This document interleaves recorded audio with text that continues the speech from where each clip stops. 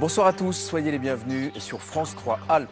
Notre invité, le volcanologue Jacques-Marie Bardantzev. Il reviendra notamment sur les éruptions en cours actuellement en Islande ou encore au Cap-Vert.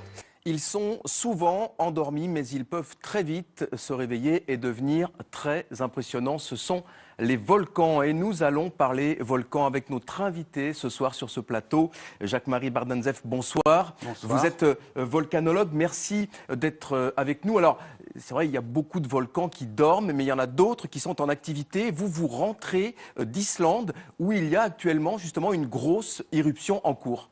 Oui, c'est une éruption majeure. C'est la plus grande éruption lavique depuis 2 siècles. Elle a commencé fin août, elle continue 4 mois après. C'est une fissure béante d'environ 1 km de long qui est ouverte au milieu de l'Islande et qui crache, qui bave du magma.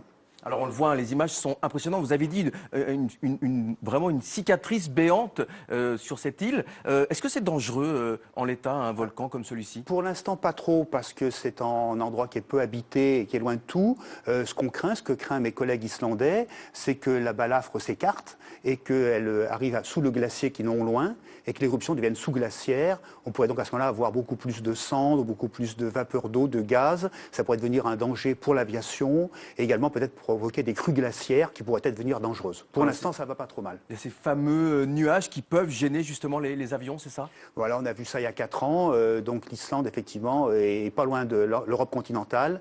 Et en fonction des éruptions et du sens des vents, les avions peuvent être gênés. Alors, vous l'avez dit, il y a beaucoup de lave qui s'écoule. Au quotidien, c'est quoi une éruption d'un volcan comme ici en Islande? Qu'est-ce qui se passe au quotidien?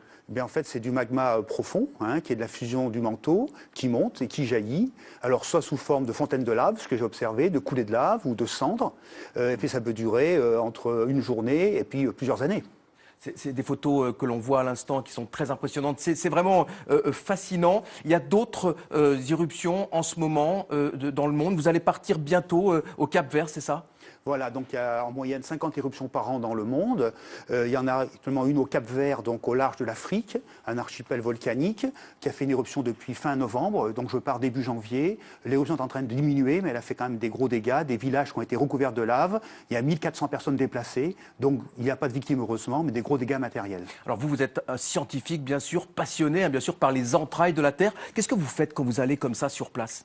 Alors effectivement, c'est estimer les volumes de lave émise, les épaisseurs, la récurrence, si les éruptions ont lieu tous les 20 ans, tous les 30 ans, le type de lave, le type de minéraux, si ce sont des cendres, donc pourquoi il y a des gaz, donc comprendre un petit peu ce qui se passe sous la Terre pour expliquer ce qui se passe sur la Terre. Alors justement, c'est beaucoup de questions, j'imagine, y compris pour vous les scientifiques, c'est permanent d'essayer toujours de mieux comprendre ces volcans. Et vous avez écrit plusieurs ouvrages, Jacques-Marie Bardantzev, et notamment celui-ci. Alors, il est marrant celui-ci parce que c'est les volcans expliqués aux nuls, les volcans pour les nuls. En quelques mots, qu'est-ce que vous expliquez dans ce livre? Oui, alors c'est un titre qui pourrait apparaître irrespectueux, qui bien sûr en fait est humoristique, qui s'adresse à tous les gens qui sont fascinés par les volcans, mais qui veulent comprendre, qui veulent en savoir plus. Pourquoi ça fonctionne? Pourquoi sont-ils tous différents comme nous les humains nous sommes différents? Donc c'est un livre de 50aine de pages en couleur, avec du texte simple mais scientifiquement juste, des belles photos souvent inédites. Et puis j'ai 2 acolytes illustrateurs de génie. Illustrations très sympas. Fabien Grégoire et Sylvain Frécon. Donc il y a des dessins qui sont informatifs, puis d'autres qui sont carrément marrants, qui sont humoristiques. Donc ça permet à chacun de s'amuser tout en apprenant. Voilà, un tour du monde donc pour mieux comprendre les volcans. On a aussi des volcans en France, heureusement, ils ne sont pas en éruption, ils dorment tranquillement, on va les laisser. Jacques-Marie Bardantzev, merci beaucoup en tous les cas d'être venu répondre à nos questions ce soir sur ce plateau. Très bonne fin d'année. Merci.